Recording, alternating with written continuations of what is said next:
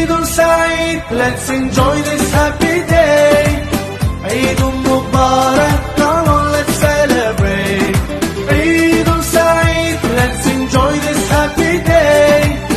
Eidul Mubarak, come on, let's celebrate, celebrate.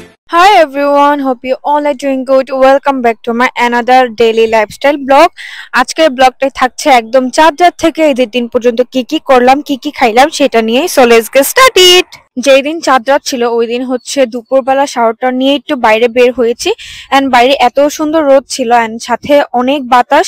তো এখানে বসে আমি চুল শুকাচ্ছিলাম কারণ শাওয়ার নিয়ে বের হয়েছি এন্ড ওই দিনের প্ল্যানিং ছিল যে একদম সারাদিনই বাইরে থাকবো যেহেতু চাঁদ রাত। আর এখানে যেহেতু ওইরকম চাঁদ রাতের কোনো আয়োজন থাকে না তার জন্য ভাবলাম যে আমরা একটু শপিং মলের দিকে যাব, এখানে গিয়ে দেখবো, দেন ইফতার করব বাইরে এন্ড চাঁদ রাতের যে আউটিংটা আছে সবাই মিলে একসাথে বাইরে এনজয় করবো, এটাই আর কি প্ল্যান আজকের।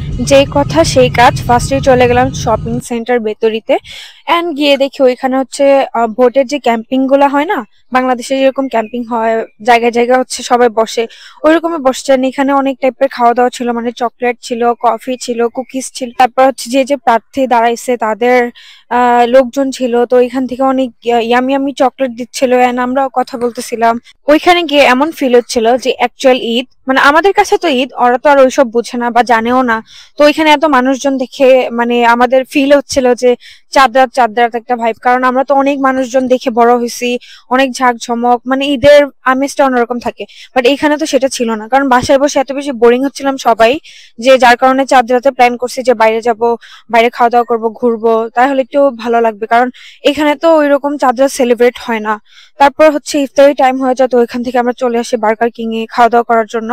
দেন এখানে খেলাম, এখানে একটা পিচ্চি ছিল, ওই পিচ্চিটা বারবার আমার দিকে তাকাইতেছিল আর হাসতেছিল। যেহেতু শপিং মলে গিয়েছিলাম অবভিয়াসলি শপিং তো করবোই, সো ঈদ উপলক্ষে বাসার জন্য কিছু টুকটাক শপিং করলাম, হোম ডেকোরের জিনিস। তো এর জন্য গিয়েছিলাম সিনসিতে, তো এখান থেকে অনেক কিছু কিনলাম, গিফটের জন্য অনেক কিছু কিনলাম এন্ড এইখানে এত কিউট কিউট জিনিস যে দেখলেই কিনতে ইচ্ছা করে এন্ড প্রাইসও মোটামুটি রিজনেবলই ছিল।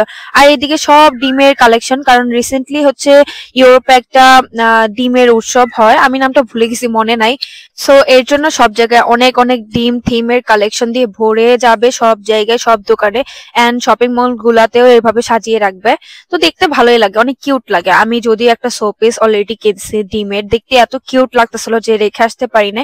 আর এইদিকে অনেক অনেক হোম ডেকোরের কালেকশন ছিল এন্ড হোম ডেকোরের জিনিস দেখলে আমার এত ভালো লাগে, দেখলেই কিনতে ইচ্ছে করে, মনে হয় নিয়ে যাই, নিয়ে বাসায় গিয়ে সাজাই।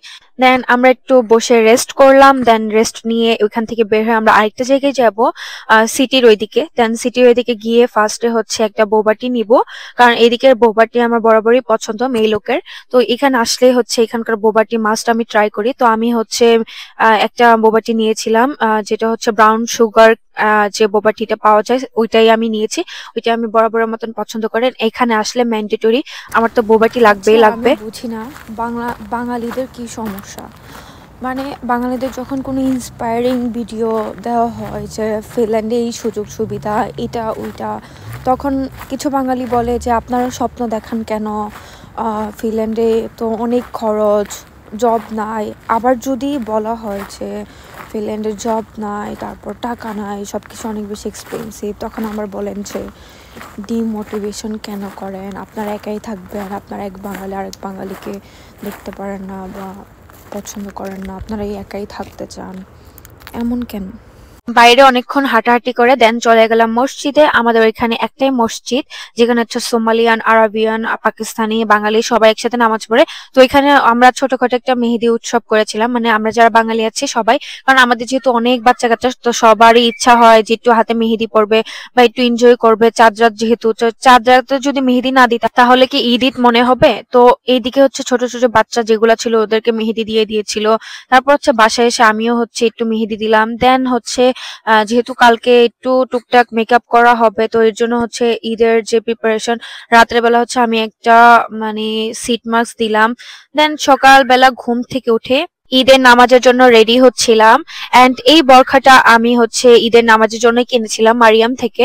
এটার কোয়ালিটি, ফেব্রিক এত ভালো ছিল, আমার এত পছন্দ হয়েছে, ভাবছি আম্মুকে একটা কিনে দিব, আমি আর আম্মু সেম সেম হবো। তো এটা পরার পর এত সুন্দর লাগতেছিল মাশাআল্লাহ, এন্ড এত কমফোর্টেবল ছিল। এন্ড সারা রাত আমার ঘুম হয় নাই, একদম সকাল 7টা বাজে ঘুম থেকে উঠেই হচ্ছে রেডি টেডি হইছি, ফ্রেশ হইছি, রেডি হইছি, তারপর হচ্ছে নামাজের জন্য বের হইছি। এন্ড এখানে অনেক অনেক মানুষ ছিল নামাজের জন্য, ফিনিশ থেকে শুরু করে আরাবিয়ান, পাকিস্তানি সব সব মানুষ আসছিল নামাজের জন্য। এন্ড দেখে এত ভালো লাগতেছিল, কারণ ফর দা ফার্স্ট টাইম হচ্ছে ঈদের নামাজ আমি জামায়াতের সাথে পড়লাম একদম মসজিদের মধ্যে।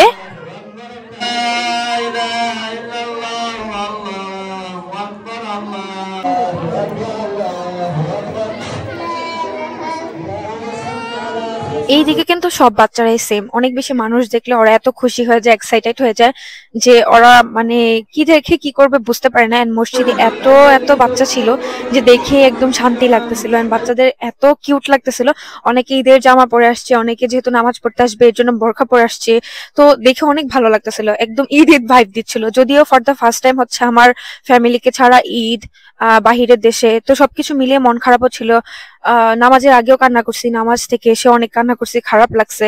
এমনি প্রতিদিন হচ্ছে রোদ উঠে, বাট ওই দিনের ওয়েদারটা এত বাজে ছিল, একদম ক্লাউডি ক্লাউডি হয়ে আসছিল। আমি বাসায় ঢোকার সময় বলতেছিলাম যে বৃষ্টি হবে, যে কথা বলছি সেটাই হয়েছে। দেন বাসায় এসে ঈদের আউটফিট বের করলাম, দেন নেক্সট পার্টে তোমাদের ঈদের ডিটেলস